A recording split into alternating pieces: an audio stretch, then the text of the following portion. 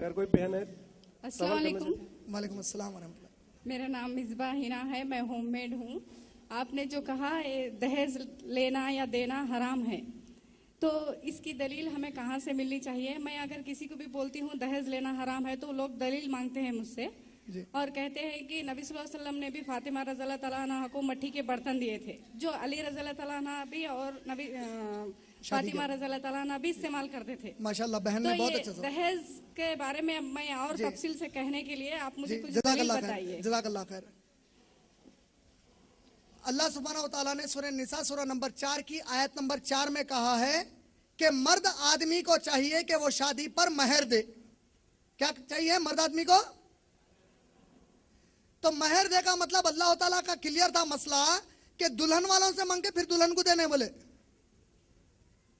नहीं समझे?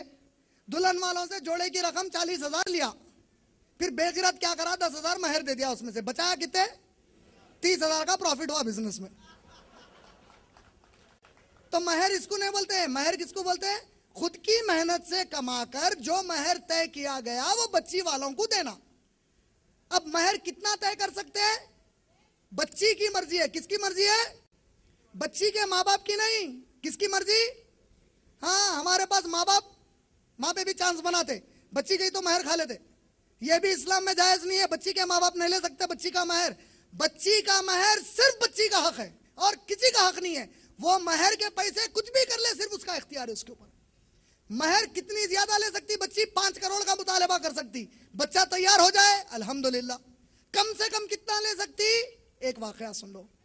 एक सहाबिया नबी सल्लल्लाहु अलैहि वसल्लम से आते हैं महफिल में, कहते हैं अल्लाह के नबी सल्लल्लाहु अलैहि वसल्लम मैं आपसे शादी करना चाहती हूँ। सही बुखारी जिल्द नंबर 7 हदीस नंबर 58।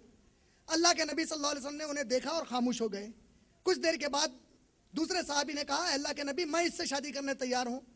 अल्लाह के नबी सल्लल्लाहु अलैहि वसल्लम ने वो सहाबी से पूछा तेरे पास महर के लिए क्या है, घर जा और ला। वो आकर कहते हैं कुछ नहीं है। कहा लोहे की अंगूठी है कि नहीं है? महर में क्या बोल रहे नबी सल्लल्लाहु अलैहि वसल्लम? लोहे की अंगूठी है कि नहीं है? कहा वो भी नहीं है अल्लाह के नबी। सहाबिया ने कहा अल्लाह के नबी इससे पूछिए इसे अल्लाह का कलाम कितना हिफ्ज है। कहा फुला सूरा फुला आयत, फुला सूरा फुला आयत। अल्लाह के नबी इससे कहिए उतने सूरे और आयतें याद दिला दे, यही मेरा महर है। जहेज की कोई दलील इस्लाम में नहीं मिलती।